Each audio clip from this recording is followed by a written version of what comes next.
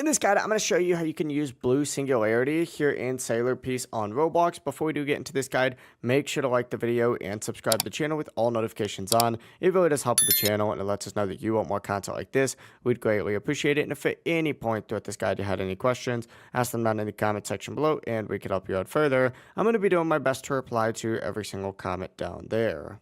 Now, first things first, what you need to do is find a teleporter around the map, interact with it, and you need to teleport over to Shinjuku Island. Once you do spawn in, go ahead and just dash completely forward. You're going to see a little boss summon over here. You need to interact with that boss summoner, but look for the boss called the Strongest of Today. So interact with this guy, spawn in Strongest of Today, and if you defeat this boss right here who spawns just over in this location, you'll have a chance, of course, to get Blue Singularity. You have about 11.74% chance in order to drop. But after you collect 3 of those Blue Singularities, if you make your way up on top of this roof right here, you can go ahead and use them right here to get the Strongest of Today title.